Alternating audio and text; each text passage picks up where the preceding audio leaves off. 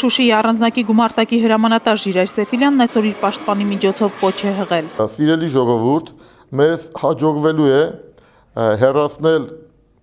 գաղութացված վարչախումբը եւ իսկական պետություն ստեղծել։ Արմավիր քրեակատարողական հիմնարկում գտնվող Ժիրայր Սեֆիլյանն ըստ պաշտպանի հույսով եւ հավատով է լցված։ Հանդուրժողականությամբ է լցված եւ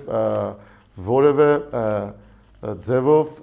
նկատել չի տալի, որ ինքը իր կարգավիճակից ինչ որ առումով դժգոհ է։ Նախորդ տարվա հունիսի 20-ից անազատության մեջ գտնվող Ժիրայր Սեֆիլյանը մեղադրվում է զանգվածային անկարգություններ կազմակերպելու նախապատրաստության, ինչպես նաև կազմակերպված խմբի կողմից ապօրինի կերպով հրազեն, ռազմամթերք ձեռք բերելու, պահելու, փոխադրելու եւ շինություններ զավթելու նախապատրաստության մեջ։ Դատարանի նկատմամբ անհարգալից վերաբերմունք դրսևորելու, ոտքի չկանգնելու համար նրան դատավորը հեռացրել է նիստերի դահլիճից։ Դատավորը բացահայտորեն սխալ կիրառելով օրենքը արդեն որիորդ նիստներ Ժիրայրին զրկում է իր